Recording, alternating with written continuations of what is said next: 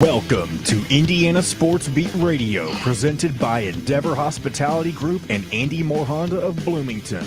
Looks over the middle, second guesses, fires, throws. Does he make the catch in the end zone? Yes! Touchdown! Oladipo to win it. Another one! He got Another one! Oladipo! Another one! Huge hole! He's at the 30! He's gonna go! 10, 5, touchdown! Jonathan Taylor! Galloway finds Rob Finnessy, who fires the three in. He hit it! Now, from the Golf Club at Eagle Point Studios, here's your host, Jim Coyle. Hello, everybody. Welcome aboard to another edition of Indiana Sports Beat Radio, coming to you from high atop the 18th fairway at the Golf Club at Eagle Point Studios. Mobile unit, of course, here on this Friday as we're coming to you from BB's Market, a part of the Endeavor Hospitality Wild Club, and there are a wealth of restaurants in and around the Bloomington area. Great places like BB's Market, where your butcher, your baker, no matter where you live, stop by. And speaking of which, make sure you support all of our sponsors if you're listening to this and enjoy the content, because the only way we're able to do this is because of our sponsors, great ones like Endeavor and Andy Moore Honda. Appreciate Andy Moore Honda. Get more to your door with AndyMooreHonda.com. Welcome aboard. You've made it to the end of the week. It's time for the weekend once we get through this. John Boy, did you enjoy the opening day of Major League Baseball? I tell you what, as somebody who doesn't really follow baseball the way that some people do, it always fascinates me to see how much of an event opening day is, especially in markets like Cincinnati. I mean, it looked like Mardi Gras in downtown Cincinnati yesterday. Well, Cincinnati used to have the distinction for a long time, and you may have to look this up, but they would traditionally get to play the first game to start the season. Okay, yeah, I didn't know that. That was happening up until within the last 10 years. That's changed, but that was a long-standing tradition, I believe. And that's kind of why it is Mardi Gras. It's a parade, the whole deal, because they kicked off Major League Baseball season. Now I think everybody played on opening day. I tell you what's insane though is you just fast forward to 2 or 3 weeks from now, and because the Reds haven't been good in what seems like ages, and they likely won't be too good as well this year, those stadiums won't look nearly the way they did yesterday. No. Yeah, that's the first date love kind of thing there, but that's okay. The good thing about baseball is the professional baseball, even if the team's losing, they're going to win. They always have a chance to win, probably, and you're still going to get to see great teams come through there. Whether if you're in the American League, or you'll see the Yankees and the Sox and Houston and all those teams. National League, see the Dodgers, and Atlanta, and all those teams. So you get to see great play no matter what. Of course, unfortunately, me being a Reds fan as well, I've said this like for a year or two, but I'm like, are we the new Cubs fans? And I'm speaking of us maligned Reds fans. There's so many. We have a ton of Cardinals fans. This area is like a Bermuda Triangle. It's a Bermuda Triangle of baseball. And I don't even know if that's fair, because it's more than 3 probably, but tons of Reds fans, tons of Cardinals fans. But then you bring in Chicago, and all of our great listeners on WGLB up in Hammond, and gets us into Chicagoland on 12:30 a.m. We appreciate you guys. Hope you're having a great day and great start to your day up in Chicagoland, by the way. But they've got 2 teams to choose from. Of course, White Sox, man. There seems to be more and more White Sox fans coming out of the woodwork. And they are my American League team, adopted. So I had to find somebody else, John. But you can't dump a team.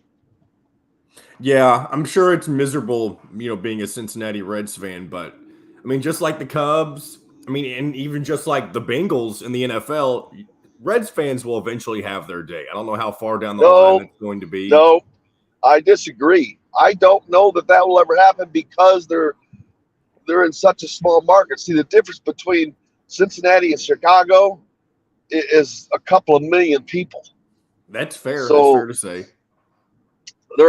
Chicago's a big market team. Cincinnati is a small market team, man. But who would have ever thought the Bengals would have ever amounted to anything? Well, it's different in football and baseball because of how the structures are set money-wise, getting the big superstars. But we got a great lineup today. We didn't get to that either. Man, we are packed, jacked, and stacked to the gills. Roll it out. Who all's on the program today, John Boy? That's right. First up, we'll have our man Rick Bozich from WDRB.com. He'll be sticking around. Mr. White Sox. Mr. White Sox. Mr. White Sox, of course. And then Zach Osterman from the Indy Star, as he normally joins us every Friday. And then we'll wrap it up with Kyler Staley once again. Yep. We'll be previewing the men's and women's Final Four. Mostly the men's, because we don't really have a dog in the women's fight. Iowa is in there, along with South Carolina. Let's see. Who else made it in? Do you remember? I don't remember. For the women's Final Four? Is that what you're talking about? Yeah. I actually don't have it off the top of my head. Ohio State lost to Virginia Tech. No, there's only one Big Ten team. Right, Iowa. That's right. Yeah, we've got LSU, Virginia Tech, LSU Iowa, and South Carolina. Yeah, LSU is the team I could not remember. Forgot about them. LSU's coach is kind of a character. South Carolina's coach is a little bit of a character. It's funny that those characters on that women's side of some of those coaches, just like the men's, man. It's no different. It's no different.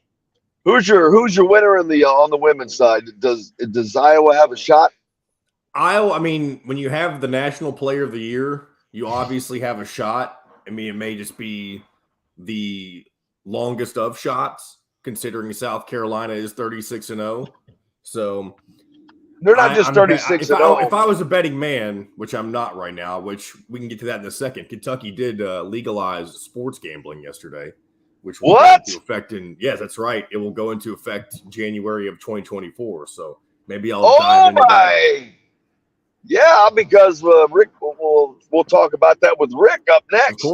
Of course. But anyway, if I was a betting man, I'd be putting all my chips with South Carolina, because when a team's 36-0 and they really don't show signs of cracking the armor, so to speak, I don't really see them going down in this Final Four.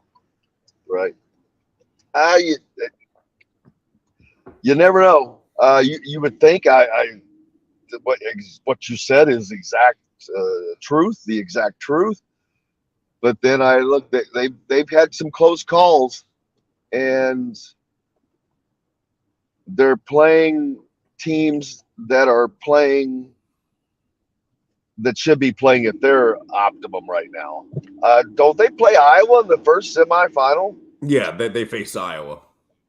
So, yeah, the biggest game is going to be a semifinal game. You hate to see that. I know the TV ratings hate to see that. They would have killed to have Iowa and South Carolina in the women's Final Four championship game. Caitlin Clark against Boston? Are you kidding me? That's made for TV stuff right there. See, that's just that's stupid upon the NCAA's part, but I know people would gripe. I think the Final Four should be reseeded. I see what you're saying, but I mean, in all seriousness, what difference does it really make? I mean, because you want the best, because you want the best game for the championship game, if you can try to make it that way. And the best game for the championship game on the women's side would be Caitlin Clark in Iowa against Boston and South Carolina. That's fair. That's fair, but it also makes it to where if you are a team that makes it that far, I mean, you're kind of getting punished for being one of the worst seeds. That's life. That's how. That's how the rest apparently right now. Okay, but that's how the rest of the tournament is drawn up. It starts with bracket is individually drawn up. So why can't you do the Final Four that way? I think that you definitely could do it. I think there would be a lot of divisiveness within. There always is. Now. There's one of us on one side, the other on the other side. So I'm not. There really always sure. Is. There always for is example, because if you look at the men's Final Four, you would more than likely have who's the 3 seed? UConn, or no, there's no 3 seed. You'd have UConn facing Florida Atlantic, and you'd have Miami facing San Diego State. Whereas, because everybody thinks that the winner of Miami versus UConn is going to win the whole thing. That's kind of the chatter, at least. Well, of course. That's again. Yeah, why couldn't? What would be wrong with those games you just laid out? I don't care. Who cares? I'm not in favor of changing it, but there's not. I see your side of it as well. I'm not in favor of the change. But yeah, well, no, you wouldn't be alone. Break. We've got to take a break. When we come back, the great Rick Bozich from WDRB.com will join us. Can't wait. Look forward to that. Plenty to talk to with him, Mr. White Sox. That and plenty more. College basketball will be previewing the men's Final Four as it takes place starting tomorrow, baby. The women play tonight, don't they? I do believe so. We're back with more Indiana Sports Beat Radio on this Friday, right after this. We'll be right back to the Golf Club at Eagle Point Studios for more Indiana Sports Beat Radio with Jim Coyle, presented by Endeavor Hospitality Group and Andy Moore Honda of Bloomington. Good morning, Mr. Bozich, Mr. White Sox. How are you? I don't see you guys. Jim is traveling to his remote location, and I am where I'm usually at. Okay. Jim, do you need to step off and get set up at BB's, or are you going to stay on? Was it Seinfeld? Won't you step off, man? Oh, it's so funny. You can remember one stupid little line like that. So what's the answer to the question, though? Are you going to stay on while you get set up? Well, yeah, because I've got this on my phone right now. So okay, that's fine. Just switch over to the laptop. Rick, I brought up right before we went to break to Jim that Kentucky passed sports gambling yesterday. Jim wasn't aware. He said he wanted to chat about that a little bit. Sure. Yeah. Sounds good. I was super excited. Nick and I were live streaming the voting session on the air yesterday. Wow. They passed by 2, right? Yeah, it was by 2. That was a good idea, and I would not have thought about that, but that's funny to live stream the voting. You heard definitely some interesting comments from politicians for sure. Not a bad. How are you, Rick? I'm good. How are you? I'm great. You got to just be in heaven, baby. Yeah, big win last night. Boy, there was so many. I was at Eagle Point watching it. And there was just everybody was cheering for the Sox, and I'm like, oh man, Sox Nation coming out. Just wish I would have been at the Final Four. I could have gone to the game. Oh, did they play Houston? Yeah. Yeah. In Houston. What's That's new right. in He used to be a Bloomington? What pretty about big this baseball crazy? guy. See that crazy tweet?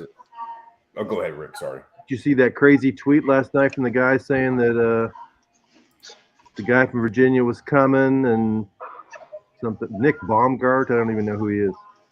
Oh, I know who he is. You do? Yeah, I know who he is. I don't know what the hell, where he gets any information that he would know anything. Yeah. Then one of the hysterics shot it down. All right, 30 seconds, guys. Jim, you're still good, right? You're going to stay on? Yeah, I'm staying on. Okay, here we go. Known with their love of Southern eateries. With quality, local, and organic food as their main focus, Southern Stone strives to always provide their guests with an exceptional dining experience. With weekly specials, quick, attentive service, Southern Stone Restaurant provides delicious 5-star comfort food with a Southern charm at 2-star prices. Southern Stone Restaurant is part of Endeavor Hospitality's Wow Club. This segment is brought to you by Southern Stone Restaurant. Now back to the Golf Club at Eagle Point Studios for more Indiana Sports Beat Radio with Jim Coyle, presented by Endeavor Hospitality Group and Andy Moore Honda of Bloomington. Welcome back to Indiana Sports Beat Radio. John, the producer, driving the train for a couple of minutes while Jim gets things set up at BB's Market. Welcome back. This segment brought to you by Southern Stone Restaurant, home of the Mike Woodson Show, Tom Allen Show, all the coaches' shows. Joining us now, WDRB.com's Rick Bozich. How are you doing on this Friday, Rick? I'm good, John. We got a little rain outside, so I had to cut the walk short this morning. I know, and all this wind we've gotten over this entire year so far. I saw we're supposed to get close to 40 to 50 mile per hour winds again tonight. I know. I already survived 4 days without power. I hope it doesn't happen again. Yep, definitely not something you'd want to have to deal with more than once, hopefully, in a year. Jim, are you back with us? I am, sir. How are you? We're good, Jim. How are you? Wonderful. We were talking a second ago. I'm sure you're excited as can be. Yesterday, opening day of baseball, and the Sox had a nice opener. Yeah, they beat the Astros 3-2. We're down 1-0 in the eighth and came back and won, which is something that they rarely did last season. I'm only on like 3 White Sox group texts, so it's very exhausting at night in a close game. Oh, man. And I did not get to hear Ozzie Guillen afterwards, daggone it. That's my favorite thing. Yeah. He wasn't on. The game was on ESPN, so there wasn't a post-game show, but Ozzie will check in for this first show tonight. So, Ozzie, yeah. I can't. I've got to wait till I get a good some good content to do an impression of him. Plenty going on in the world of sports right now, man. I mean, it doesn't matter where you turn. Of course, we've got the NCAA Final Four on both men's and women's this weekend. The women's, of course, start tonight. The men's tomorrow. News going around the portal. Indiana, of course, with a lot of faces that they have to fill. They've got Jordan Sparks already locked in from Ball State, which looks to be a pretty good pickup. Although, man, that 52% the free throw line, that's hard to take. But they've got more faces to fill, and they're just. I'd sent out a tweet, maybe Indiana will have a minimum 3, possibly 4 new starters that are not even on the roster yet. And this is before they picked up Sparks, but and I believe that to be true still. Yeah, I think you're right. It was interesting to me when I covered the regional here last week, and the South Regional was here, and looking at San Diego State, which ended up winning it. The most outstanding player in the regional here, it wasn't Brandon Miller. It wasn't Ryan Kalbrenner of Nebraska, of Creighton, who's a very highly touted player. It wasn't Noah Clowney, the guy that IU tried to get who went to Alabama. It was a guy by the name of Darian Trammell. And nobody's heard of him. You probably still haven't heard of him. He had a big game when they won their opener against Alabama, and then he made the winning free throws to beat Creighton. And went back and looked. He played his first 2 years at Seattle, and I went back and looked at the rankings in the transfer portal a year ago. He wasn't ranked one of the top 300 transfers available last year. He's the most outstanding player in the South Regional. So, there's good players out there. You just have to pick the right ones that fit your system. And I think what we're also seeing this year in the tournament, in the men's tournament, older guys are more likely to contribute than younger guys. Because when San Diego State won that game against Alabama, the Alabama dudes were definitely more talented, but 3 of them were freshmen. And I think that physically they weren't ready for the game, and mentally they weren't ready for the game. I agree. Absolutely. And it's just Indiana has to have a complete roster overhaul. Right. It's going to be a completely different offense. I think people will see next year because it's going to be the first time in years that the offense has not gone through Trace Jackson Davis. Yeah, that's the only interesting thing about the Sparks. I like the Sparks edition because I think he's a big physical kid who'll fit in well in the Big Ten. I think with Cliff Marshall, he'll probably get in a little bit better shape and be a little bit more explosive athlete. He wanted to come to Indiana, which is a big factor. But my concern with him is he's pretty much basically just a low post player. And if you're going to try and play differently, that means when he's on the floor, the best way to use him would be to have 4 guys on the outside. And I'm curious on how he fits with Malik Renault. I'm hoping that Mike Woodson doesn't go with 2 low post guys again and does embrace the modern style of basketball of having more guys who can drive it, shoot it, and pass it. Yeah, that was a thought because, again, I mentioned a minute ago, he's a 52% free throw shooter, so I don't know what kind of range that he has. But he is a different kind of player than Trace was as far as he seems more – he's more athletic. And not to say that Trace wasn't athletic, but he's more versatile, I guess. His range is a little bit more. Does that make sense? He's broader. It seems like he's bigger. This is a bad comparison, but the guy that he reminded me of, and he's not nearly as good a player. Remember Zach Thomas Bryant?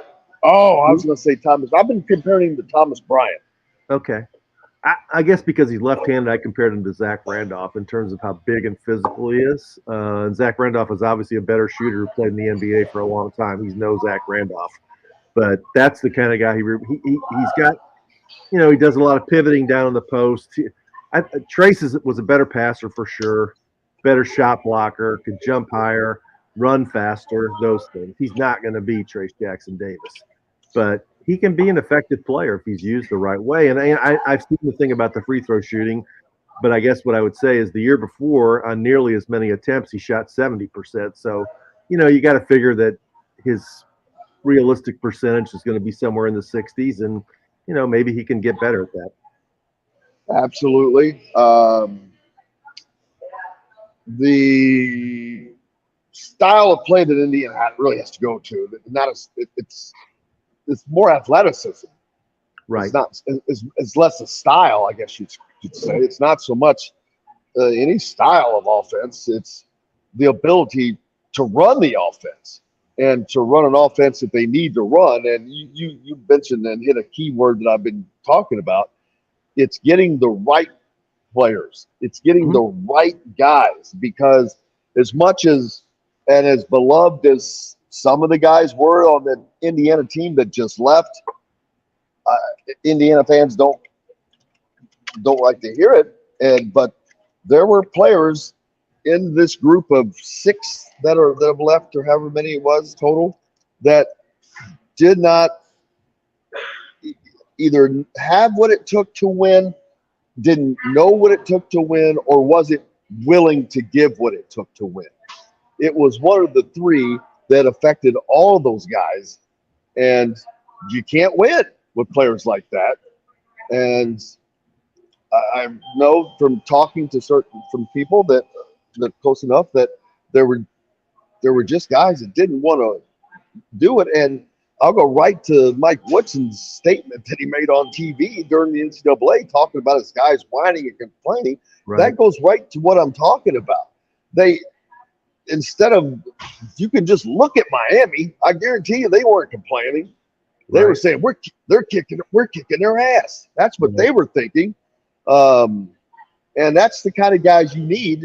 It doesn't matter what's on your jersey. You should always think and play that way. And that's what Indiana has not had over the last 6 years, I think.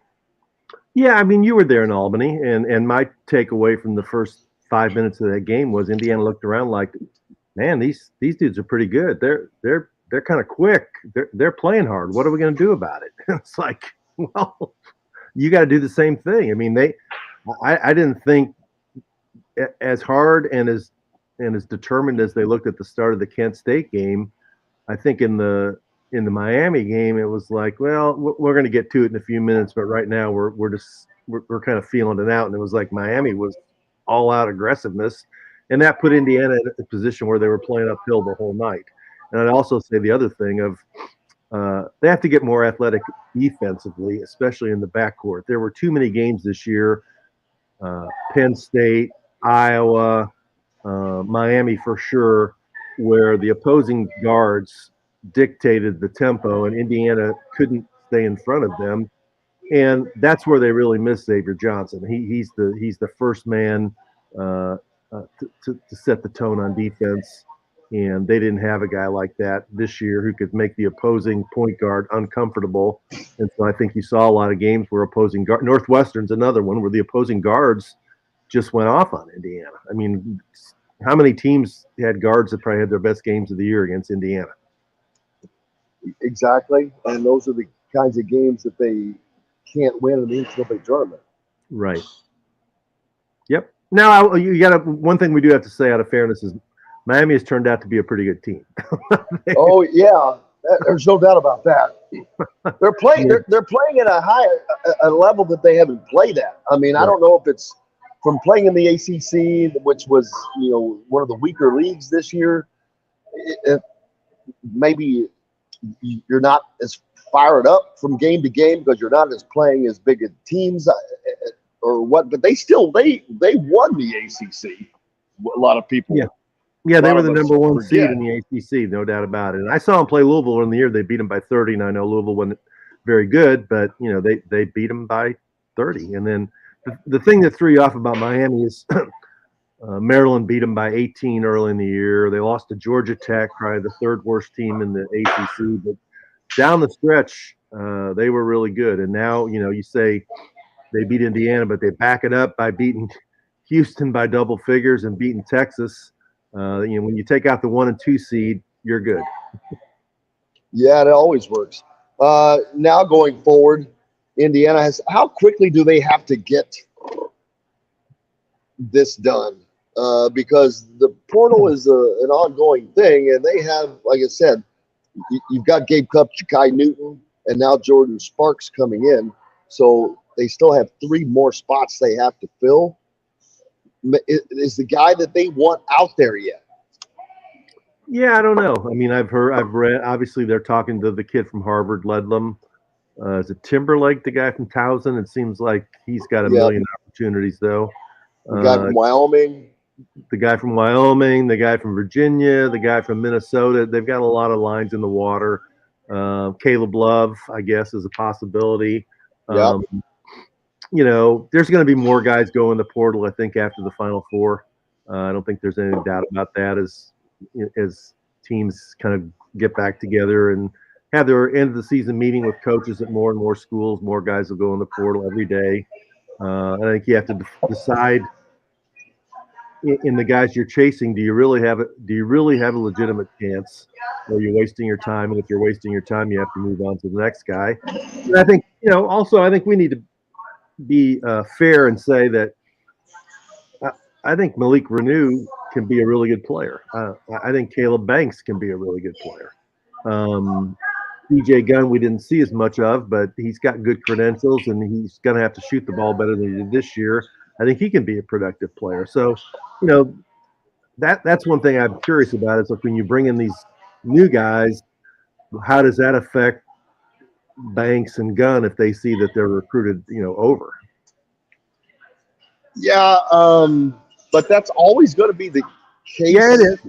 Now, it's changed a little bit. You can still get recruited over from below prior, but now you're getting recruited over from the top, which is quite different. But I think that these guys are smart enough to know that this is it's a business now, and that they're just going to have to work and fight harder to get their minutes. But if they are like most athletes at that level, they should have the confidence in themselves to do that, right? And think that I'm good enough to do that and do that. So, but Indiana has some. That's the good thing. You mentioned those guys. They have some good complementary pieces that can turn into something else that we don't know because we don't know what can happen over the summer with CJ Gunn or with Caleb Banks. Another year in the gym, CJ needs to continue to get stronger. Probably you mentioned defense. That's probably his the thing he needs to work on most because he can shoot the ball. We've seen him do it too much. We've got a lot more to talk about. The great Rick Bozich is with us, coming to you from BB's Market here on this Friday, as always. I hope everyone's having a great start to the weekend. If not, we're ready to get it started for you. We're back with more Rick Bozich right after this. We'll be right back to the Golf Club at Eagle Point Studios for more Indiana Sports Beat Radio with Jim Coyle, presented by Endeavor Hospitality Group and Andy Moore Honda of Bloomington. Golfers, here's the deal. All right. What's happening this weekend, Rick? Oh, no, you're on the air. I'll just be watching women's basketball and men's basketball for the most part, I think. How about you? Same. I had, especially because it's going to rain like hell today. I can see it coming too. This would be a great question to ask. I mentioned this earlier. I think they should reseed, and if they did it for the women, they'd have to do it for the men. But reseed the Final Four. So you could have Caitlin Clark against South Carolina in the final? Yes, that's exactly what I said. Yeah, I agree. It's going to be anticlimactic after tonight. That game tonight might draw the largest ratings ever for a women's game. Women's college basketball game. Reseed the regional. Maybe. I don't know. I don't know. Would you get into reseeding the regionals in each round? I don't think so. I don't either. I think that's too much, but the Final Four, yeah, because there's too much invested by everybody. I mean, hell, they should want to do it. The NCAA should want to do it. Have you ever had Dusty May on your show? Oh, yeah. He was on not that long ago, and I'll try to have him on next week. I've got Tom Green on Monday. Do you really? Yeah, Mike Davis was on last Monday. So how is Dusty May? Good guy? Oh, the best. Is he? The best. He's just as professional as he appears on TV. But he's from 20 minutes from where I'm sitting. And beloved. Yeah, I talked to Dr. Rink about him. You know who JMV is on the Fan? Yeah. They both went to Eastern Green, and Dana Bimbo wrote a piece, I think it was last week, that because of Dusty May, JMV is no longer the most notable alum from Eastern Green. Wow. And he's got Tom Abernathy's son on his staff, right? Yes. Damn it. I keep forgetting about that. I have got to get him on. All right, here we go. Gee Guys. whiz. Patterson and Rogers. It's one of the most popular gathering spots in Bloomington. Whether you're out on a date with your spouse, friends, or coworkers, Feast Market and Cellar offers an extensive wine selection with a sommelier on staff to help you with your selections. Feast also provides a wide variety of cheeses, gourmet sandwiches, entrees, a coffee bar, bread, pastries, all made fresh and mouthwatering. Stop by Feast Market and Cellar today. This segment is brought to you by Remax Advanced Realty, Indie Home Pros team by Cheryl Sizemore.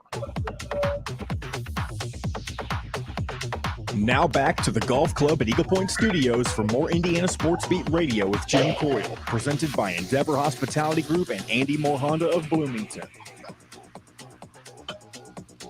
Welcome back. It is Friday, everybody, and I hope you had a great week. And we can send you off to a great weekend. Looks like it's going to be kind of soggy. I don't know if it's where you are it will be, but I can promise you where I am it's going to be in central Indiana. And Rick Bozich with us from WDRB.com, which you guys are going to get it pretty good down there. Yeah, they're talking about 40 to 50 mile an hour winds and all that. It just started raining again now.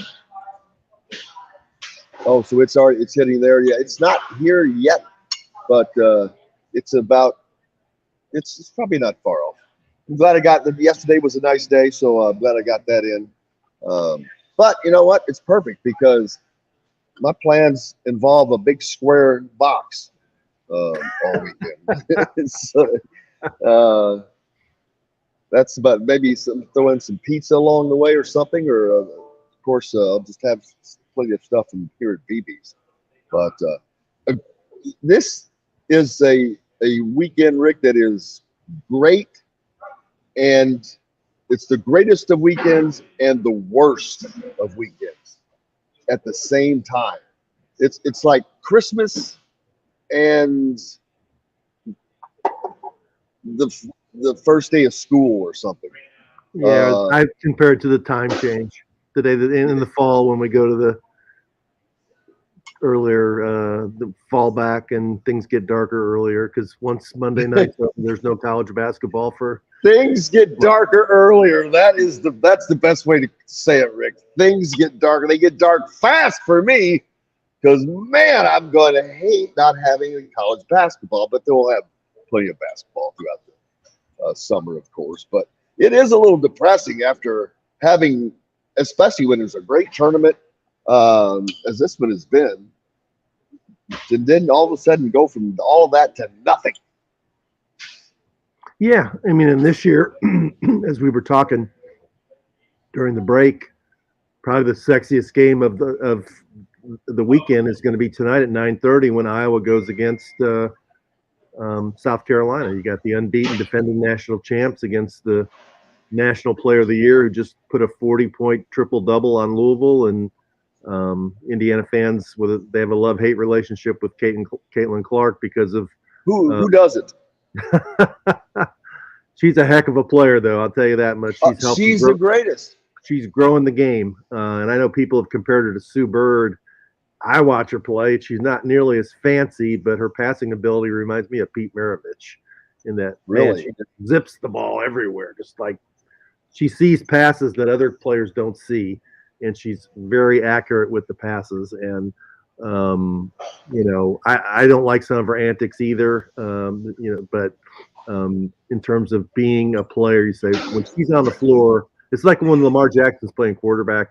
When she's on the floor, you got to keep your eyes on her the whole time.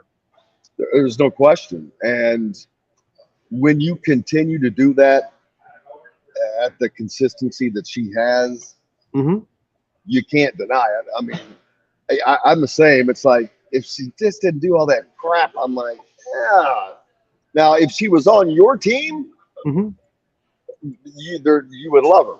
There's no way you wouldn't see that stuff. Or you would see it as, yes, you'd be doing it too. You're right. But there's a lot smaller. She has a lot smaller minority on that side, unfortunately for her. But that's going to be a hell of a game. What do you think between that game tonight? does Iowa have enough complementary players? Because if it comes down to Boston and Clark can actually probably do more damage. Yeah, except they're not guarding each other, and I don't think Iowa's big player, and I apologize for not remembering her name. Elia Boston? Iowa's Cinzano? Yeah, she's not up to the challenge of handling Boston, and South Carolina has 2 or 3 other really good players, and they're very aggressive. They're very confident. They're unbeaten. They won the national championship last year. I'm sure they're already tired of hearing about Caitlin Clark and how they're going to, Caitlin Clark this and Caitlin Clark that. And I think South Carolina wins the game fairly comfortably. We've seen Iowa play. I mean, Indiana beat them in Bloomington, should have beat them in Iowa City. I watched a game late in the year. It was the game that gave Indiana the regular season Big Ten championship, where they played Maryland at Maryland, and Maryland blew them off the floor. And I think Maryland's style of play is fairly similar to South Carolina. So I think South Carolina is going to win the game.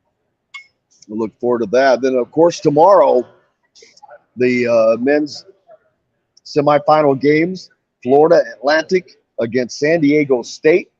If you had that in the Final Four, folks, you're making some money, man. Can you imagine sitting down at the start of the tournament and you're sitting next to Eric Crawford and he's filling out his bracket and he puts down FAU and San Diego State in the first semifinal game and shows it to you? What the hell would you have said? I would have said you should have picked Arizona and Marquette, which is what I picked. That's the game I think that's most interesting to local fans because of Dusty May. You've had Dusty May on the show. I'm doing a story on Dusty May today. Other people have written about him.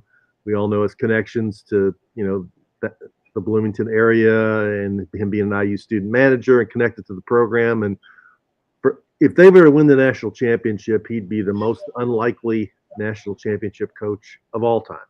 I mean, it wouldn't even be close, right? I mean, I think of the other day, Raleigh Massimino was an upset when Villanova won, but Villanova is Villanova.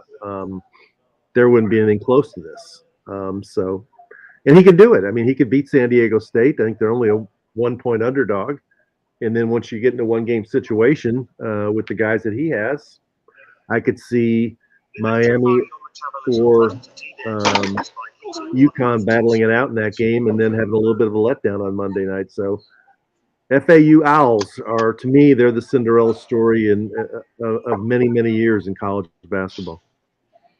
Without question. I mean, and the thing is, they actually seem like they do have a chance in this game. Oh, yeah. Yeah, I mean, they just beat a really good Kansas State team. They beat Tennessee. They beat Florida during the regular season. I mean, they play a style of play that keeps them close. I don't think anybody's blown them out all year. No, because they've only lost. And it's another thing. No matter what happens, they are going to end up with the most wins in all of college basketball this season. Yeah, they are. Which, that's a huge thing to say. But why do they play so many games? Don't forget this. The 2 teams from their league just played for the NIT title last night, so their league isn't bad. Not only that, it gets better, Rick. They won the CBI. Before last night, I think they were as a whole. It's Conference USA, right? Yeah. Conference USA was 17-1 in postseason play this season. Right. They won the CBI, as you said, with Charlotte.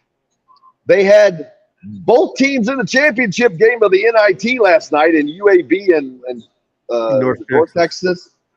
And then, of course, FAU in their run. How in the hell does a conference like that with those teams make this run? I know that the NIT, a lot of times, the bigger teams that get in it, I'll use Rutgers as an example, they were ready to be out when they got there, it seems. But it's still, the rain's here now. It still seems that this is a hell of an accomplishment for them. I mean, if I was the commissioner of that league, I would be on a mobile billboard right now driving around Houston waving flags. You know what's tough for Conference USA, though? Isn't Florida Atlantic out of there after this year? Yes, they are. They're going to the American. With you joining Houston. And right. So now, how interesting is that going to be next year? Yeah, I mean, Florida Atlantic is the place I know of because Howard Schnellenberger went there and started the football program. I've actually been to a game there. Their gym is I'm not sure it's as big as Floyd Central's gym.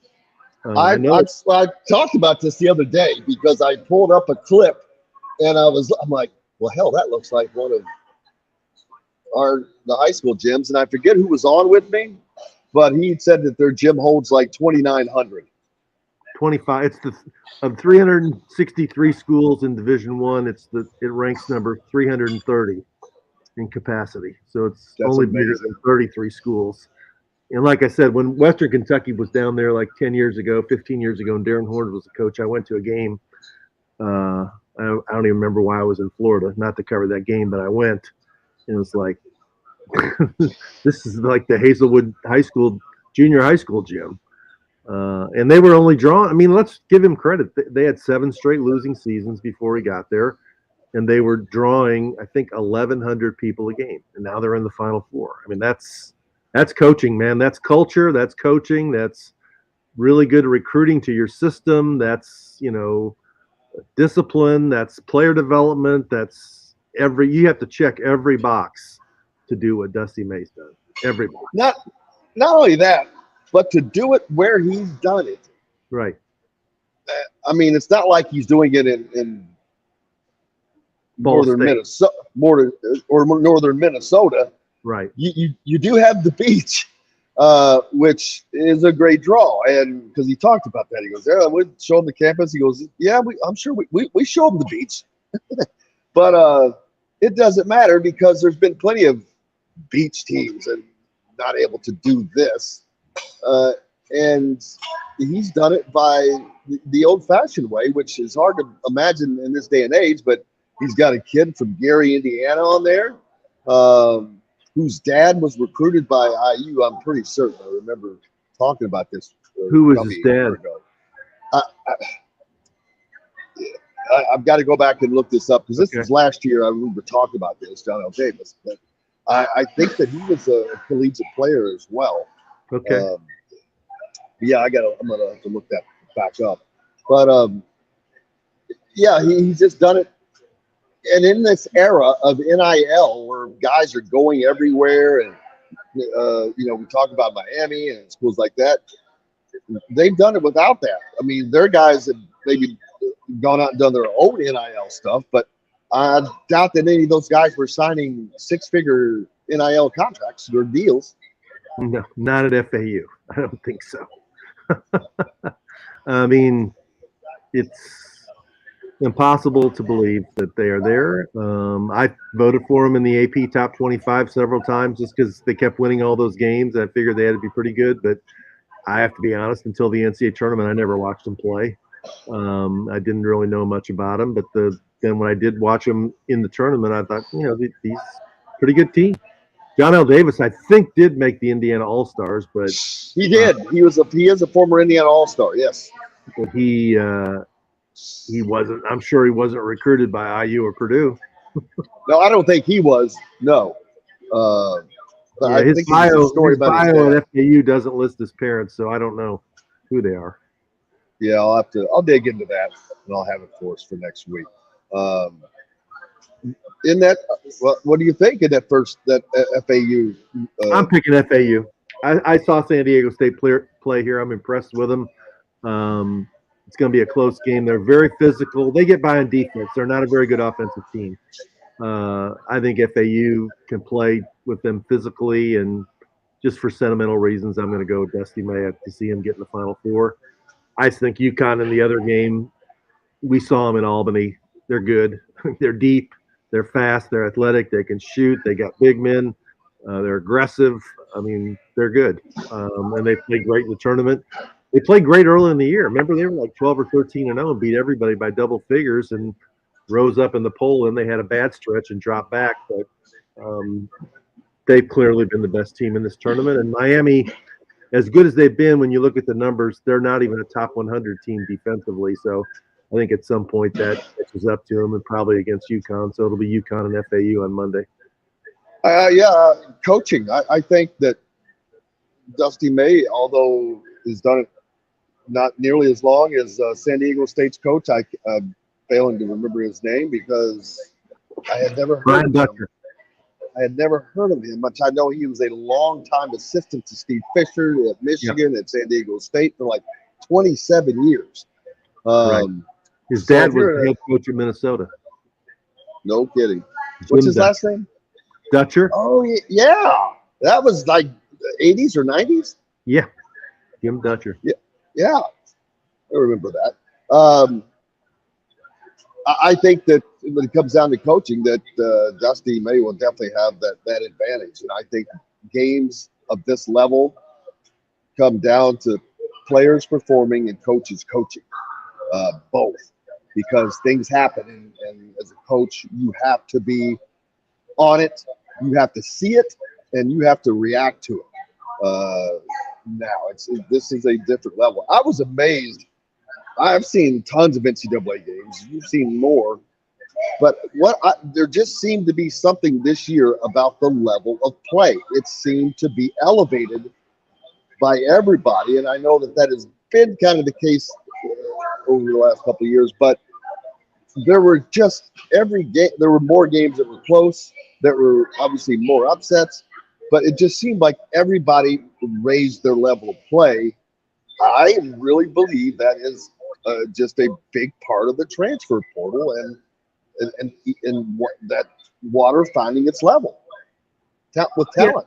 Yeah. I also think it's, and I'm not the first one to say this, that the fear factor has sort of disappeared. I think for a long time, the 16 seeds for sure, the 15 seeds, 14 seeds were not convinced they could play with the big boys, and I don't think it's that way anymore. And the 8 and 9 seeds aren't afraid of the 1 seeds, and teams. You've got some of the teams that, with the lower seeds have older guys, and they're not afraid, and they go into games. And the really good teams have some of the younger players, and the older guys can handle themselves in these games. I mean, they've got dudes who've been tested. And so the only thing that I don't like about this Final Four is there's really no star power in the men's Final Four. In the women's Final Four, you got, the 2 best players and two of the 5 best players in the country are there. In the men's Final Four, there's not any players that were first, second, or third team All-American. There's not really any coach with a dominant personality. It's interesting, but it lacks star quality. Yeah, I completely see that. But then I'll ask the question, and this will piss Indiana fans off, but let's say Indiana was there, and you have Trace Jackson Davis, who is a big star by name, but they haven't done anything. So it's like a little yin and yang there. Right. I was thinking Oscar Tshiebwe, all those guys, they're all sitting on the sidelines.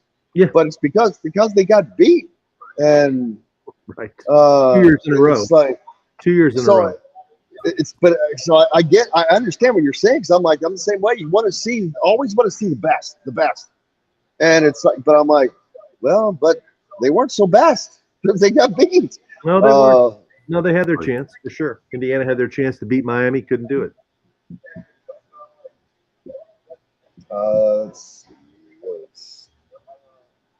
The other game, what are you thinking of that one? The UConn game? I got UConn winning. I just think, like I said, they're too deep. They've got shooters. They run the floor. They're unbelievable. You saw them in Albany. I mean, they come at you. They're very aggressive, and they will match Miami's athleticism. And I don't think Miami really will have enough depth, and I'm not sure they have an answer for Klingon, the big guy, the freshman who comes off the bench. So I think this is UConn's. UConn's going to pull even with Indiana in the on the scoreboard with 5 NCAA titles. Wow. Well, I think UConn's going to win it all. And then that brings up another question.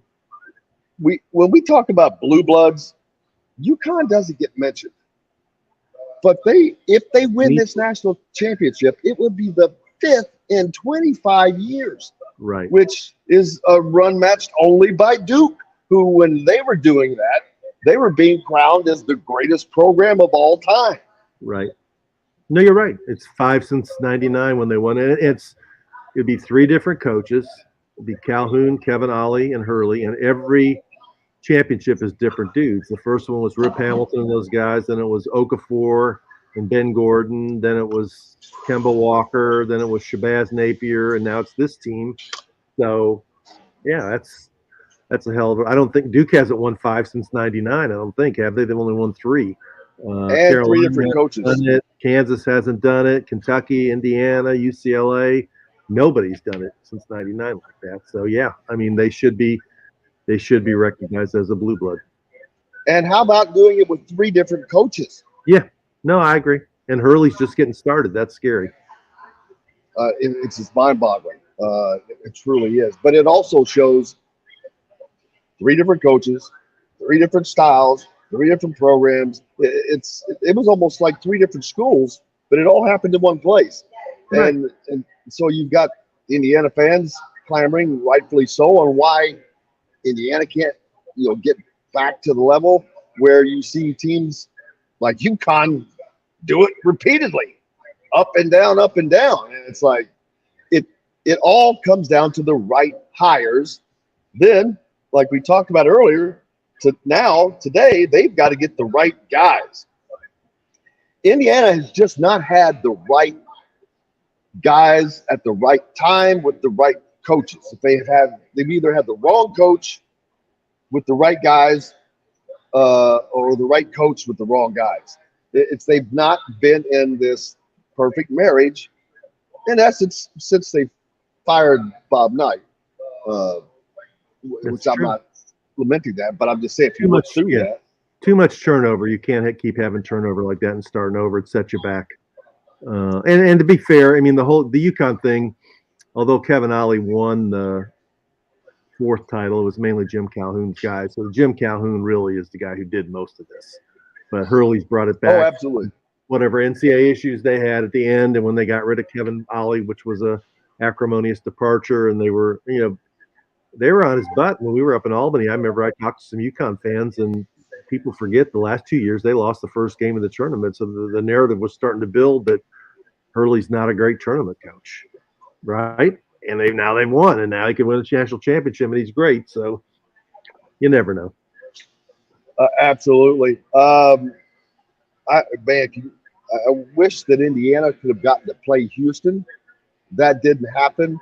Rob Cinderoff was asked in his presser really about his connections to the Indiana stuff, and he didn't want to talk about it. I think you were there. I think you talked to him afterwards, I believe. Yeah, briefly. I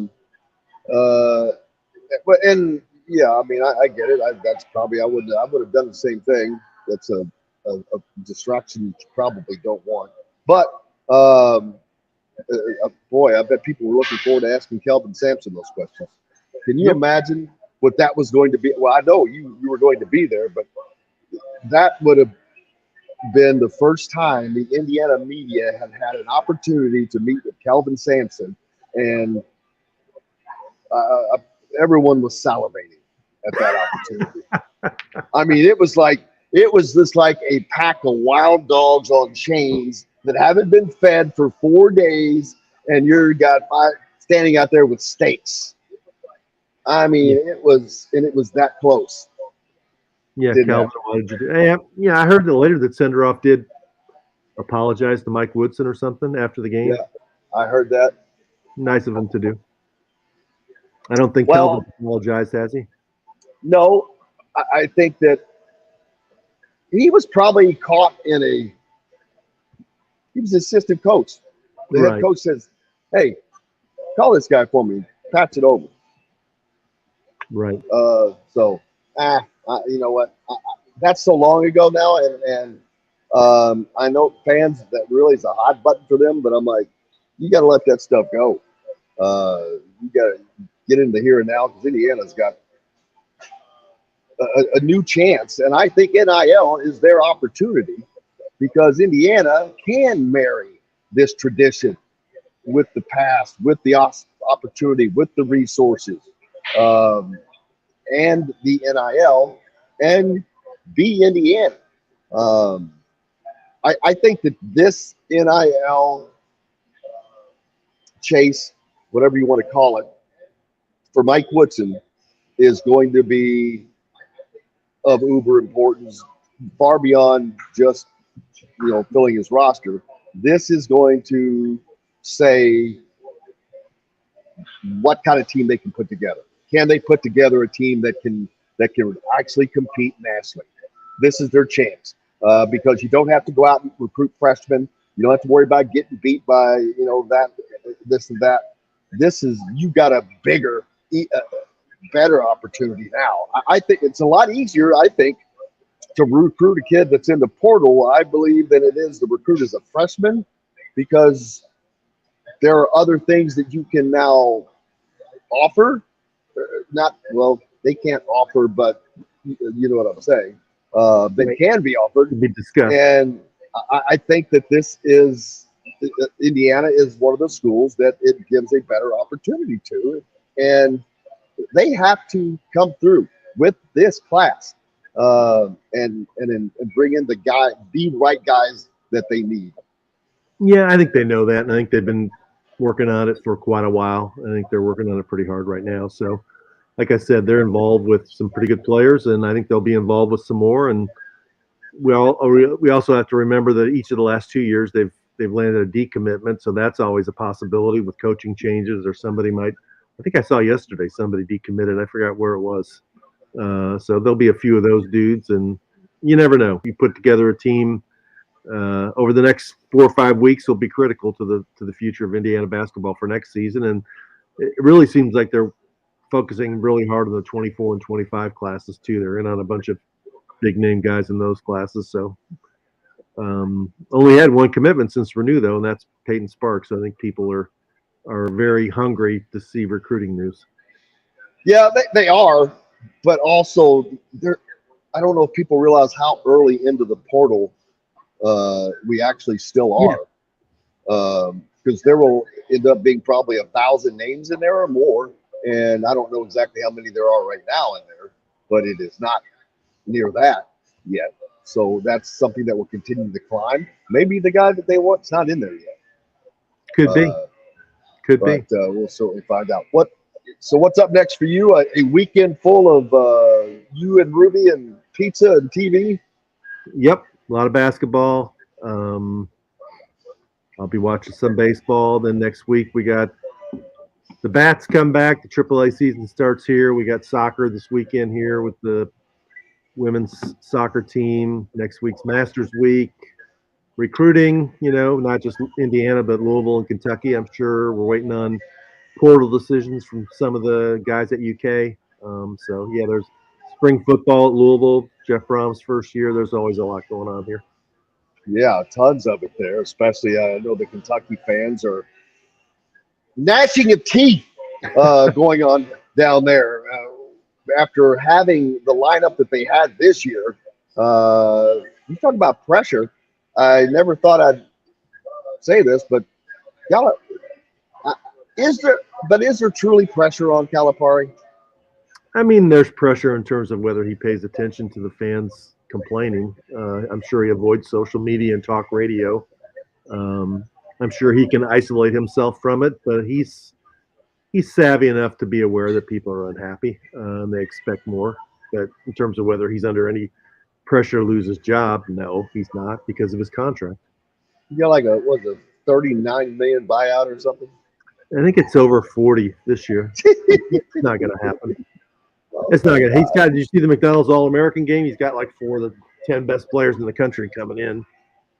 So, yeah, but he did that for a decade. Yes, he did. Yeah, Rick Bozich, the great one from WDRB.com. We love him. Can't live without him. Have a great weekend. You and Ruby, stay out of the rain. Does Ruby have an umbrella for Ruby? Does she have a raincoat? I used to use towels. She's a Labrador. She loves water. She loves water. All right. Enjoy it, brother. Have a great weekend. Thank you. All right. The great Rick Bozich joining us here on Indiana Sports Beat Radio on this Friday. Coming to you from BB's Market as we usually are. We've got lots more coming up. Zach Osterman, IU insider from the Indy Star, joins us after this. We'll be right back to the golf club at Eagle Point Studios for more Indiana Sports Beat you're Radio. only gonna have a with couple Jim of minutes with presented Zach, by just a Endeavor heads up. Hospitality Group and Andy Moore Honda of Bloomington. Andy Moore. Because we were late getting him on, he's only gonna have a few minutes. Okay, He has to be out by 9:50. Yeah, sorry, I got to take I got to take my mom to a doctor's appointment. I promise that's not. Hey, I mom comes first. gotta go buy Christmas presents like JD. I think JD once said he cut off a Riddell Jones interview. He said Riddell's got to go buy Christmas presents. That's what I got to do. Hey, are you able to switch your microphone over, Jim, so we can remove that extra bubble? That's what I'm trying to do. Okay, cool. We got it.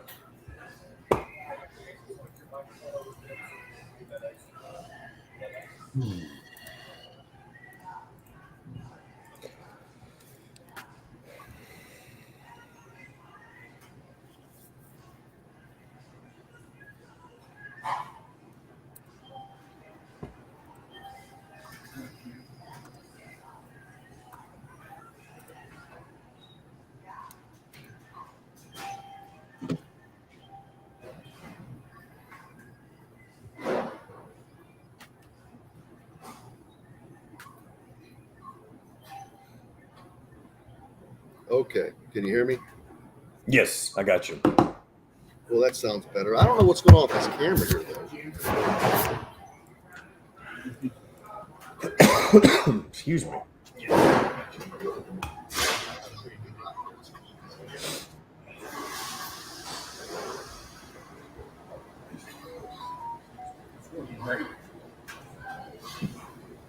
Yeah, what the hell's going on with this camera all of a sudden?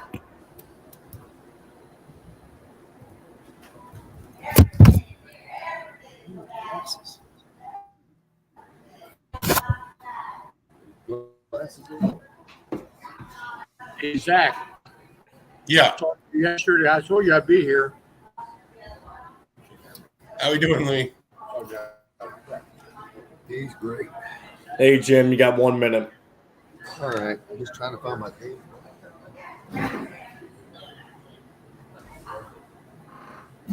Man, I'm so tired of losing things.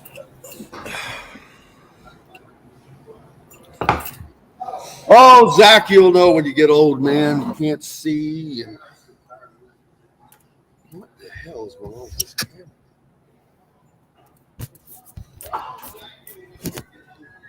All right, 30 seconds. Area is a fresh, home-cooked, nutritious meal prep that we cook up. The Fresh Fork takes care of all the planning, shopping, and prepping and can even deliver them to your doorstep once a week. That's right, it's the fastest, simplest, and easiest way to avoid decision fatigue. You pick your plan and pick up at BB's Market with no extra charge. So leave the heavy lifting to us and enjoy healthy eating with stocked meals in your fridge. Order online today at thefreshfork.com. Fresh Fork is a proud partner of WOW Network. This segment is brought to you by Courtroom Sports Grill in Bedford.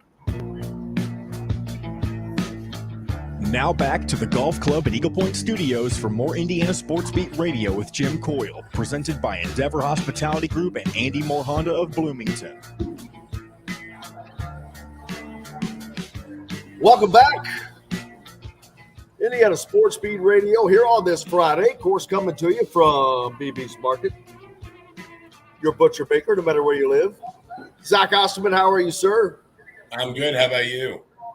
Cannot complain. It is Friday, so that's always a good thing. Looking forward to the rain coming in and doing a lot of TV jockeying this weekend. Yeah, it's gonna be a baseball and March Madness. So it's gonna be a fun one. Speaking of baseball, we just finished up with Rick Bozich, a huge White Sox fan. And because I'm a Reds fan, a few years ago was forced to adopt an American League team. and that was the White Sox. So it's just so I can have something to do during summer, being a Reds fan. But you're a Braves fan. How did they get? I didn't see the scores yesterday. How'd they start the season? They won their opener in Washington, but their number one starting pitcher injured his hamstring. So we'll hold on. We'll hold off on that before we declare it a success. So looking forward to it. Let's go on the basketball side. Of course, the Final Four this weekend for the men and women. We talked about not trying to think if there are any Indiana connections on the women's side, player-wise or anything of that sort. I'm not thinking of any, or if I have, that they've escaped me. But, of course, on the men's side, Dusty May is the darling, but not just for Indiana fans. See, FAU is probably the team that is, if you were in the arena, whoever they're playing, they're probably going to get the neutral fans. yeah, you would think so, and I mean, he does also have a lot of Indiana people pulling for him, as you'd imagine. It's funny you say Indiana links to the women's Final Four. Actually, I can think of one very, very loose one that's really more just about the weird stuff that sticks out in my memory, which is in 2008, Indiana played and lost to James Madison in the WNIT at home. In what I think was Felicia Jack's second season. And James Madison was coached by this really young guy who'd come over, who'd been I think he'd been on the men's side, and then he, like at JMU, then he'd come to the women's side, and then he'd been named women's head coach pretty quickly. His name is Kenny Brooks, and Kenny is now just this really young, affable guy. Kenny's now the head coach at Virginia Tech. So that's really more about my weird memory. Oh, wow. Very cool. Sorry. I can remember sitting down and interviewing Kenny Brooks after he beat Indiana in Assembly Hall in front of crowds that were not nearly as big as the ones that Terry Morin pulled in this year. So it's been a long time. Dusty May's played in front of crowds all year long that were nothing like what Terry Morin brought in. You'd like to think that FAU is at least, obviously it's a smaller arena. And I know there's been a lot made of facilities needing improvement and things like that. And I think it only seats like about 3,000 people. 2,500. It's like 2,500. You'd like to think they've at least been filling it up, given the season they've had. I mean, it is worth saying. I do wonder that, because I looked at a picture, Zach, and the picture that I looked at, there was not anybody in the stands. And I don't know if that was I'd have to go back and make sure that wasn't a COVID picture, but I didn't see anyone wearing masks. So I was a little, I wondered what kind of support do they get for games? Yeah, I mean, again, you would like to think that, they were 21-1. You would like to think that they at some point sold out, but I think that it's a reminder, if nothing else, that like, okay, we didn't expect FAU to be here, and maybe they were underseeded and they got in a break or two along the way. They only beat Memphis by 1. They got Chloe Dickens in the second round. They've won 35 games. You win 35 games in Division I basketball, you're doing something right, and we should be shocked that they're in the Final Four. No, absolutely not. A big, important time for Indiana right now on the men's side, as Mike Woodson and crew are out and about scurrying and scrubbing the portal. You've got guys coming in, guys that they're going to visit, lots of guys that they're chasing because they have multiple needs. They, of course, filled one of those needs with Jordan Sparks from Ball State, getting a big man that he kind of reminds me, I keep saying, of a poor man's Thomas Bryant. Just a little bit shorter, but really active. Seems to be a very active post player. Yeah, I mean, first of all, you just had a lot of quantity to replace there. You had two most prolific post scorers, rebounders for the last 3 years, both out the door. So there's an element of just kind of needing to replace, even if you're going to refashion your team, even if you're not going to play the same way, and I don't think Indiana is, in terms of post-up offense and funneling the ball through and that kind of thing. You still got to be able to hold your own defensively inside. You got to be able to clear the boards. And rebounding, it should be said, is one of Sparks' best qualities, and one that tends to translate more than most skills across levels. You tend to be better. I mean, like if you're a good rebounder at the MAC level, you tend to still be a pretty good rebounder at the Big Ten level. So I think there's an element of just kind of replacing, what you lost. And again, there's also this wider sort of question of, even if you are going to refashion yourself and you're going to play in a slightly different way, you're still talking about a team that has got to be able to bang inside, has got to be able to live in the Big Ten. And so, you get a guy that scraps, you get a guy that by the numbers is going to sort of fight for his place in the post. Even if you're not expecting him to be Trace Jackson Davis, even if you're maybe not even expecting him to be Race Thompson, at least in the same sort of role, because the offense might be different. There's still an obvious need for a player that brings what Peyton Sparks does. Oh, absolutely, and more.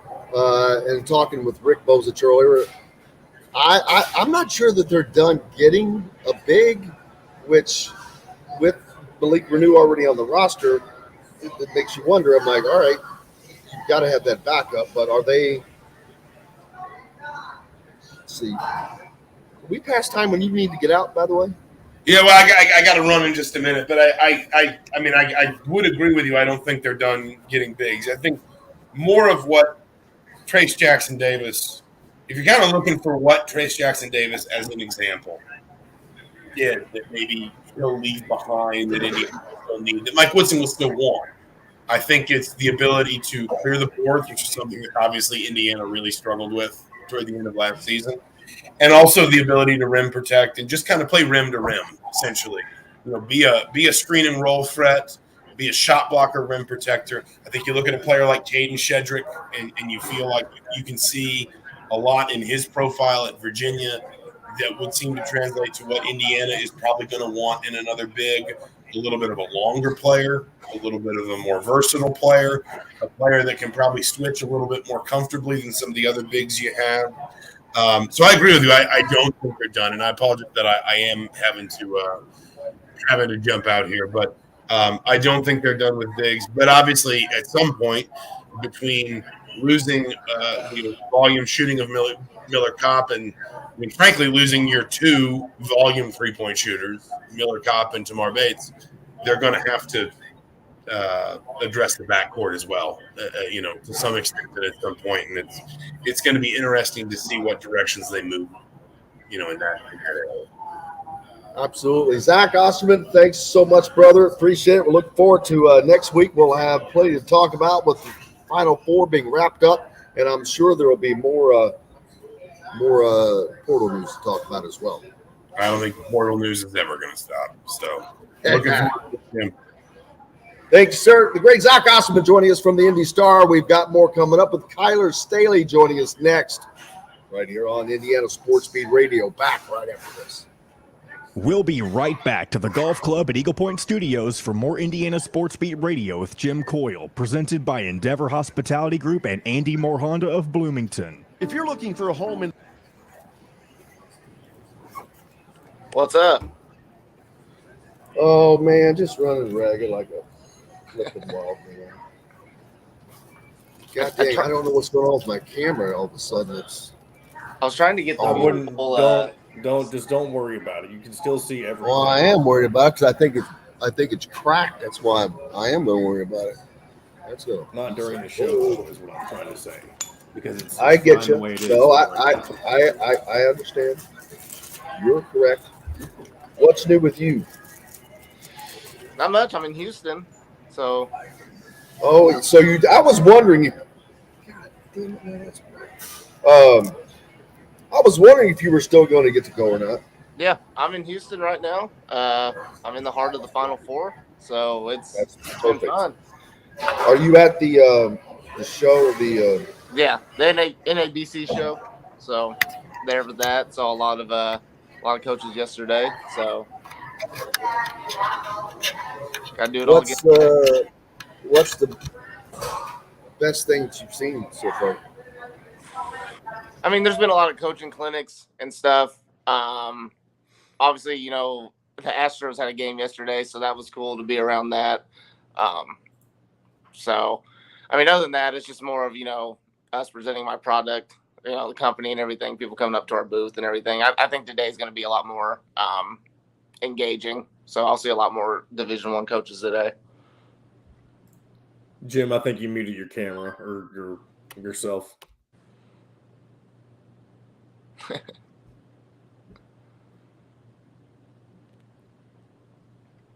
I don't know how I did that. I was trying to plug in a different camera, which is I have a. It's muted again. It's chaos here. I thought we weren't going to worry about this during the show, but it is what it is. Your camera's still, or you're still muted, Jim. Well, I keep unmuting it. There we go. You're back. I know. All right, 30 seconds. Bloomington near Cabello is locally owned and operated by Endeavor Hospitality Group. Launched from a previous staple in Bloomington, the former Function Brewing, Metalworks Brewing Company is the culmination of a passion for beer, food, and custom metal art. Check out their custom growlers.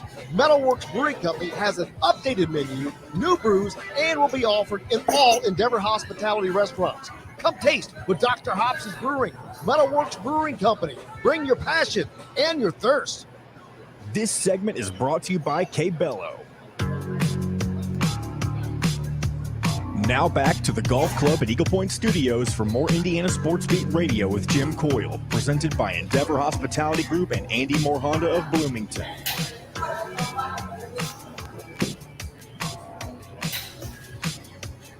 Welcome back, Indiana Sports Beat Radio here on this Friday. Happy to have that one this week in the books. Good weather yesterday, but here in central Indiana, it's going to be a soaky sauger this weekend. But it's perfect. Perfect to watch the NCAA men's Final Four, the women's Final Four. Antoine Davis, by the way, we're joined now by Kyler Staley. Kyler, how are you, brother? I'm doing good. Speaking of Final Four, I'm in Houston right now, so a lot going on. But yeah, it's some exciting times, and it's really fun. The Final Four. You went from all blue bloods last year to total chaos this year, so it's exciting. It's one of the best weekends of the year. So just gonna enjoy it while I'm here. Is this your first opportunity to be at a Final Four? It is, yes. I never was able to go to any, ones that were in Indy. So obviously, I was very fortunate for my work to send me here, for the NABC coaches show. And, just really blessed, to be able to go to the Final Four and get to witness this. So, the Fan Fest and everything's really cool to do. I know there's like a loaded slate today. I was looking at the Fan Fest schedule. A lot of D1 coaches are going to be here. From what I hear, Mike Woodson and Trace Jackson Davis should be here today. So we'll see if we see them around. But, it's a really cool experience, especially in the city of Houston. I've really, really liked this city the past couple of days I've been here. Really, really cool town. The environment's really cool, especially when you got the Astros Stadium right next to all the Final Four festivities. So that going on. Who were playing last night, correct? Yeah, they played the White Sox last night. Yep. Yeah. I just talked to Rick Bozich, and he's a White Sox fan, and so yeah, he's usually at the Final Four. I'm surprised he's not. He is a Hall of Fame member of the United States Basketball Writers Association. But yeah, Did you get to go to the baseball game? I didn't. We looked at tickets. Obviously, tickets were crazy. Wouldn't be able to afford them, but we went around. Me and another coworker of mine went around, and we went to a few bars and stuff around here. So it's also a really good experience. Because everybody it's a baseball town. It really is. They're diehard Astro fans around here. So just to get to experience that was really really cool. Well, no one cares about Houston Astros baseball listening to us right now. They want to know about Caleb Love and people like that. That's a name we haven't talked about yet today at all. I know that's someone who's on IU's radar. It seems to be on Caleb Love's radar. That doesn't mean anything. He's on a lot of people's radar and vice versa. Playing for a team, coming off of playing for a team that had played for a national championship and then became the first preseason number one to not make the tournament. So obviously an experienced player there. I think that landing someone like Caleb Love would be nothing but great for Indiana because he is a next level player, which Indiana is basically devoid of. The only next level player that they had on the roster a week ago would be Xavier Johnson, and he's still returning from an injury, and potentially Malik Renew, who's still very young in his development. Which bringing in a Peyton Sparks, who was more experienced than Malik, and they're kind of similar players but different. Malik has a little bit of a shooting range to him. I don't think that Sparks does, especially when he gets to the free throw line. But yeah, they're Zach Osterman. They're not. I think they're going to bring in yet another big, but I think the one that they're looking for would be that guy that could ultimately stretch the floor a little bit as a big. Yeah. Obviously, the portal, a lot to unpack with the portal. Starting, you mentioned Caleb Love first. Obviously, that'd be a huge splash for Mike Woodson. Caleb Love, he was needed.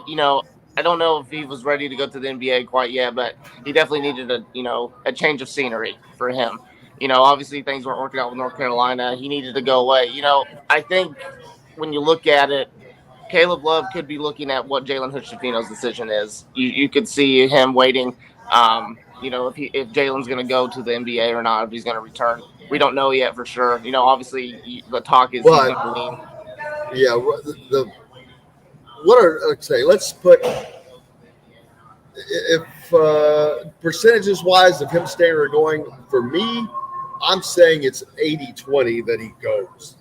Yeah, I would probably go 70-30 the way I see it. So, but yeah, obviously I would see Jalen's the type of player or where he's at right now, where he's been, predicted to go, in the first round. It's been, near the lottery. It's been, maybe towards the back end of the first round. What's going to be the deciding factor, do you think? I think it's the lottery. I think it would be if he goes to the combine, which was the point I was getting at. If he goes to the combine and gets a lot of feedback, I think that hey, you're a lottery pick. We really like you. You look at teams, in the back half, the 10 to 14 range. Those guys look at him and be like, hey, we really like you. I think he's staying in the NBA draft. I think he's the type of player that would declare for the NBA draft, considering where his stock is, but without signing with an agent. And, just keeping that flexibility that he has. So back to Caleb Love, I think he's kind of looking at that. Caleb Love's, he's a player where you're going to get the highs of highs with Caleb Love, and you're going to get the lows of lows. Looking at North Carolina, talking to a few North Carolina fans, that's exactly what they see with Caleb Love. He would be great. And then obviously, Indiana's looking at bigs. They got Peyton Sparks, which, he's an Indiana kid. He grew up, being an Indiana fan. He hit the portal last year, but with Michael Lewis coming back, he wanted to have another chance to work with Michael, or he wanted to have a chance to work with Michael Lewis. And obviously, I think he decided he wanted to play at the highest level, after this year. So he entered the transfer portal as well. Once Indiana, reached out to him again, it was a dream come true for him, and I think he understands what his role is going to be for right now. He's going to come in. He's going to be that backup big. He's going to be probably the first big off the bench, depending on how, that forward spot kind of, shapes out. But he's a guy, he loves to pound it down low. He's an extremely high energetic center. He's got a great motor, and he's just a player that's really improved since his high school years. I remember watching him a few of his high school games, a few years ago, and just the amount of improvements that guy's made. His ability to get to the free throw line is outstanding. He's one of the best in the nation when it comes to that. So that's a great pickup from Mike Woodson, especially, when you look at Peyton Sparks. He's got that's just a dream come true for him. And then obviously you look at, another name is Caden Cedric from Virginia. Again, it's a player, it's a forward, it's a versatile forward. It's a rim protector that Mike Woodson wants. You look at Malik Renew, that's the typical stretch four, guy that can play down low, the guy that can shoot. That is your typical, big. That your power forward that Mike Woodson's been recruiting. That's who he wants in his system. And Cedric, he's got a jumper, and it's a respectable jumper. You have to respect it if you're the defense. But he's going to make his damage. He's going to put his damage, around the defensive end. He's going to protect the rim. He's going to protect the glass, and he's, athletic enough to make plays around the basket on the offensive end. So that's another guy, needed to change of scenery, obviously. His time in Virginia, wasn't the best. I think he only averaged a little over 6 points a game this past season. So that's a guy, that could really come in, provide, major production for Indiana. It's not going to, make up for the production that Trace Jackson Davis had, but it's a start. It's a good guy you do fill in, depending on what Mike Woodson wants to run. Obviously, it's going to be more guard, wing heavy, these next, for this foreseeable future. But, Cedric, for what I hear, the conversations have went well with him. I think they're going to work on, on a visit, an actual campus visit. Right now's the dead period with the NCAA tournament going on. But, those are just, a few names that, Indiana fans should really keep a lookout on. They should be excited for what, Mike Woodson's doing. They're attacking the portal very, very hard. And they're looking to fill a lot of voids that, obviously they have to fill this upcoming season.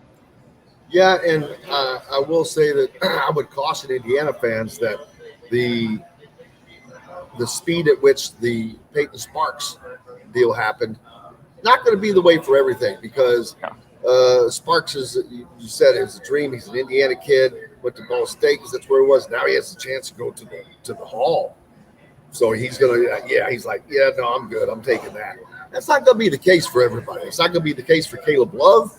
It's not going to be the case for some of these other big profile guys who are being looked at by other schools. So just wanted to throw that out there. I know you've got to get out of here. Any names that we haven't heard expected or to look out for? But I mean, obviously the one guy I didn't really we've heard about him before. Obviously, I didn't talk about him, but Jamison Battle, from Minnesota. That's another guy to look at. It's a wing. He can play a small ball four. His numbers don't. I think it was him. His numbers, they regressed last year. He went from averaging 17 points a game for 2 years in a row to averaging 12. All of his numbers went down. His shooting numbers went down. He went from shooting 36% from behind the arc to 31%. His field goal shooting went down on a team that was terrible, and he should have been it should have been the opposite, I would have thought. Yeah, as unfortunately that's Minnesota right now. Yeah, they're just so, there's not really a whole lot of, consistency, some structure there. I think, as the team got a little bit worse last year with Minnesota, obviously that translated to the battle. But, he's a guy that can create his own look. He's a big wing. Again, that's the type of, wing that Mike Woodson wants to look at. He's a guy that, can shoot it. So that's just another name to keep out on. But there's going to be more guys that pop up with the portal. It seems like every day there's a new guy that Indiana's got interest in, from what I'm seeing. So just be on the lookout. The portal, it's going to be a fun, crazy ride these next few weeks. Absolutely. Last thing, what's the funnest thing you've seen done so far at the Final Four? Let's see. I mean, obviously, I think the NABC show is really, really fun. It's a great place to connect, meet all these coaches and everything. There's a lot of different products here, a lot of, companies, sporting good companies, flooring companies, scouting companies, huddles here. So like it's a really cool experience. So today's going to be even more fun. But obviously, just being around, the atmosphere of the Final Four, the Astros game, it's a really cool experience. If anybody ever gets a chance to come to Houston, it's a really cool city. Great food. So there's a lot going on. Obviously I can't pick one, but overall, just enjoying the experience while I'm here. Excellent. Have fun. We'll talk to you soon, brother. Enjoy the weekend. Will do. See you guys. Kyler Staley joining us here on Indiana Sports Beat Radio from Houston at the Final Four. Speaking of Final Four in Houston, on Monday, don't forget, well, we haven't told you yet, Tom Crean will join us here on Indiana Sports Beat Radio, and we will review the weekend's games, preview the Final Four championship game, the men's championship game, and we'll catch up with Tom and see what he's doing these days besides ESPN and talking to us. We've got to take a break. We've got more coming up here on Indiana Sports Speed Radio, coming to you from the Golf Club at Eagle Point Studios Annex here at BB's Market on this Friday. Back with more right after this. We'll be right back to the Golf Club at Eagle Point Studios for more Indiana Sports Beat Radio with Jim Coyle, presented by Endeavor Hospitality Group and Andy Moore Honda of Bloomington.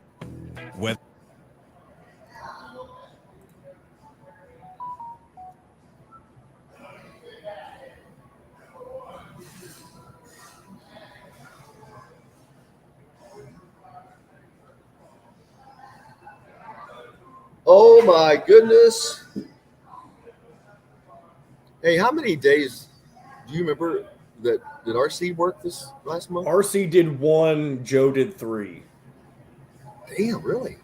Yes. Huh.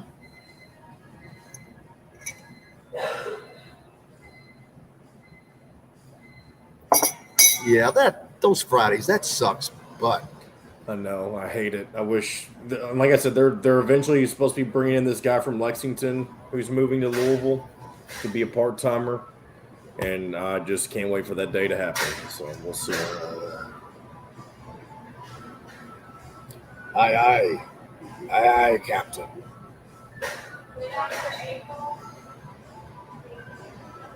Holy moly! Man, I was hoping to have him for another segment. Damn. Excuse me. I just want to talk Final Four stuff. Yeah, I think I've cracked. I think this effing thing is fucking cracked. Yeah, I mean, it looks like it could be because the shadow. I can see it. I can see it. I'm like, how the does that happen? I mean, it wasn't like that the last time I used it. That's some crap. It is. Because this ain't a phone. This ain't a phone screen you can fix. There's no fixing that. I mean, I'm going to have to add a side cam. Side piece. Yeah.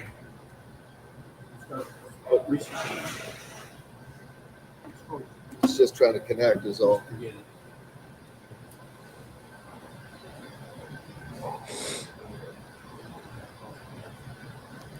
All right, 1 minute. Okay.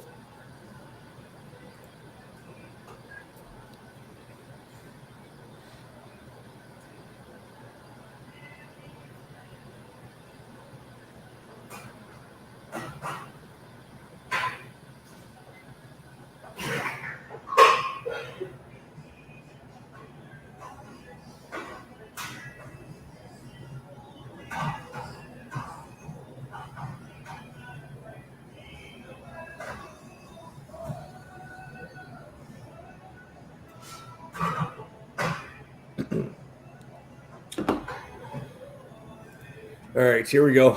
Drives to always provide their guests with an exceptional dining experience. With weekly specials, quick, attentive service, Southern Stone Restaurant provides delicious 5-star comfort food with a Southern charm at 2-star prices. Southern Stone Restaurant is part of Endeavor Hospitality's Wow Club. This segment is brought to you by Bubba's 33 in Clarksville. Pizza, burgers, beer.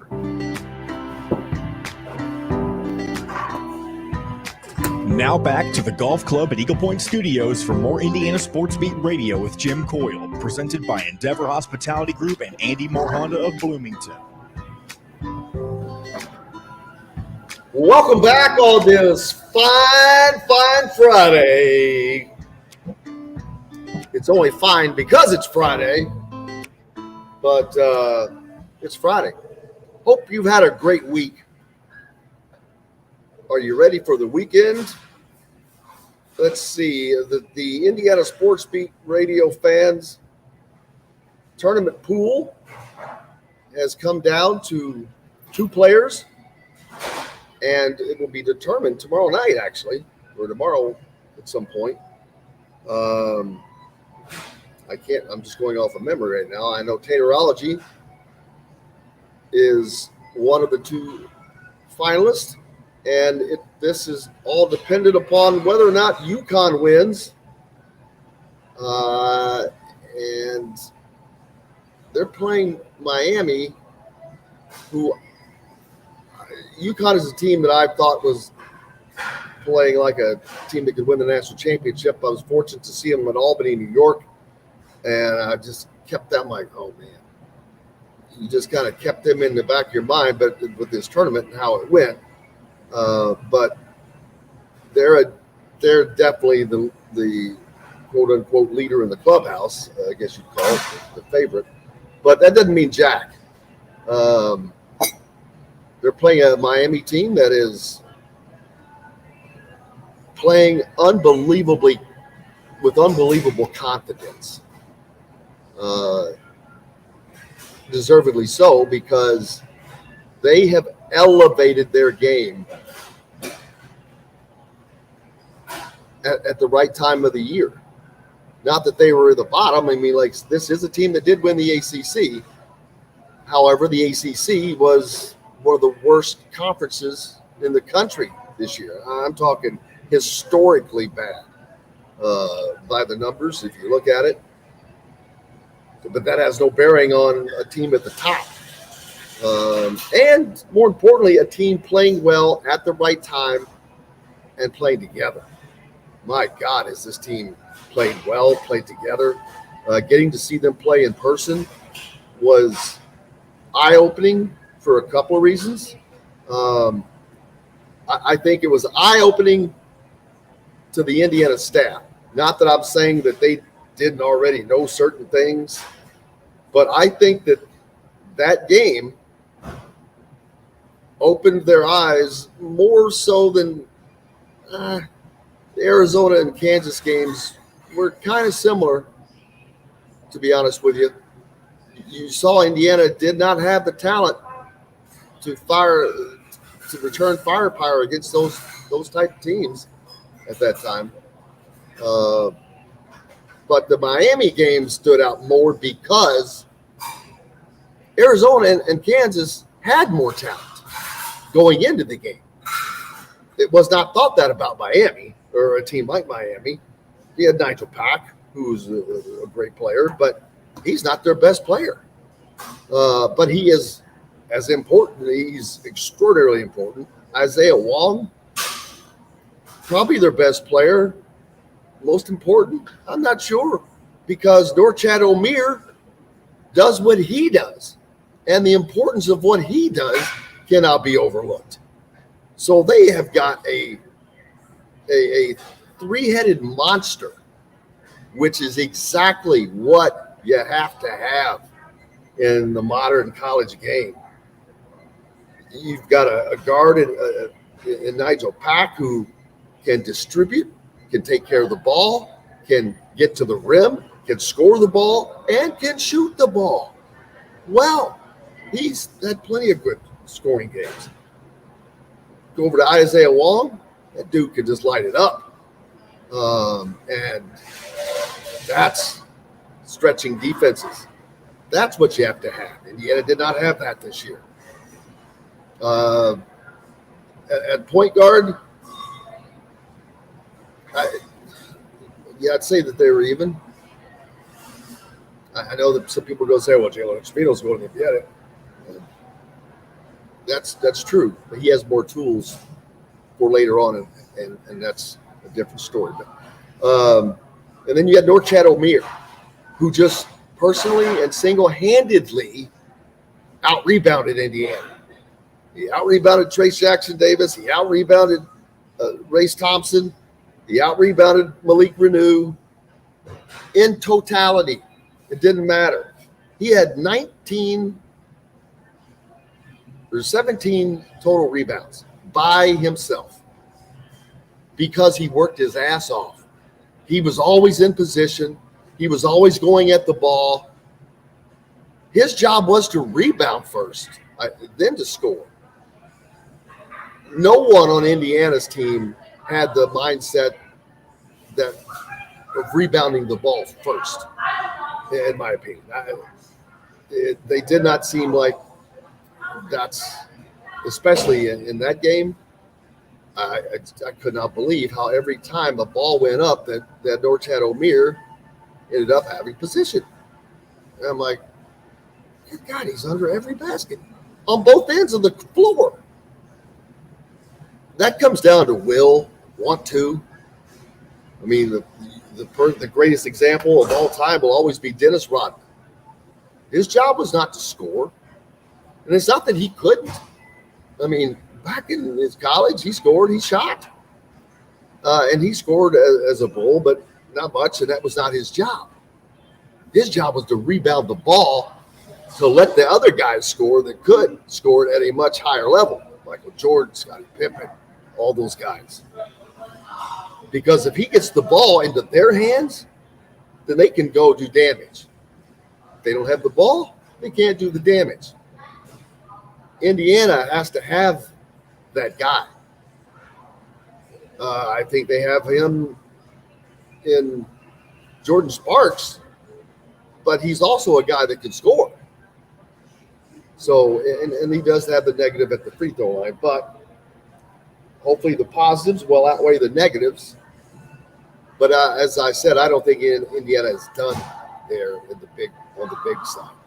They're going to get that third guy, but I think that third guy, they'd like to have a guy that has to, the next big they get has to be able to shoot the ball some. Like I said, Malik Renew does, but he didn't do it much this year, and he would probably have more opportunity to do that next year. But you're going to see Indiana take an unbelievable jump in. They will not be in the bottom 15 of 3-point attempts in the nation next season. That I will guarantee. I'm not saying they're going to be in the top 15, but they will not be in the bottom 15, which in today's game, I wish I had time to pull that up. It's too late in the show, but John, if you get it pulled up, who were the bottom, the teams that attempted the least amount of 3-point shots this year, the bottom 20 or whatever. If I had that list, I'd love to see who on there, what teams are on there. Did any of those teams have great success? And thank you, Pete, for reminding me. I almost forgot to mention, but go ahead, John Boyd. I'm taking a look here. Well, if this stupid ad blocker will get out of my way, I'll give you the answer, but it's not letting me look.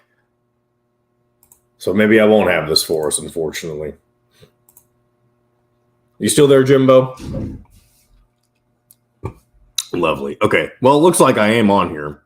And this is for NCAA team 3-point percentage. I don't think this is exactly what he's looking for, because I know Jim was talking about 3-point attempts. And so let's see. If we go to the bottom here, the bottom 15, and this is 3-point percentage. So this isn't really exactly what he was talking about. And Indiana is, in fact, not in this. And so that's just, I wish I had the stat we were looking for, but anyway, while we're waiting on Jim to get back, I'm going to look to see if I can go through some of these comments. Pete says the best week in golf starts Monday, the Masters, the absolute best tournament in Augusta, the Pinnacle, or Mecca. I tell you what, Pete, as somebody who doesn't watch golf on a regular basis, I have always appreciated what the Masters, has been able to do. It provides me with a lot of sleep. You know what I mean? It's one of those things. It's one of those sporting events where if you can't enjoy watching it because you're not into the sport like I am with golf, it's always good to just kick back on a couch, get comfortable, pour yourself a cup of coffee, and sort of just relax, take a nap if you want. And I know that makes it seem like that I don't like it, like it's boring, but you can enjoy things and not have to specifically watch it. You know what I'm saying? So those of you looking forward to the Masters, I'm not trying to take it away from your enjoyment of it. It's just not something that I always typically watch. John, talking about the bad storms and potential tornadoes coming in tonight in the Midwest region. Yes, that is something that I've got on my radar as well, being down here in Kentucky myself. Excuse me. I don't think where I'm at, we're supposed to get hit with tornadoes necessarily. There is like a threat per se, but we are expecting 40 to 50 mile per hour winds. And that could be, our area just recently got hit with a lot of really bad winds, a lot of roof damage just a couple of weeks ago. It wasn't tornadic per se, but hopefully we can avoid having all that wind damage that we had a few weeks ago. Jim, are you back with us? I believe so. Sorry about that. It's okay. Always happens at the perfect time, but just got a couple of minutes left. Yeah, what was I talking about? We were talking about the bottom 15 3-point percentage, and percentage, the attempts. Yeah. Were you able to? Well, unfortunately, I'm looking at this. Isn't exactly what we were looking. Well, we'll do that on Monday. 3-point percentage. So yeah, we can discuss this later. Well, yeah, the percentages. And there he goes again. It's all right. Hey, it's the way things go sometimes. It's a Friday. The weather isn't cooperating.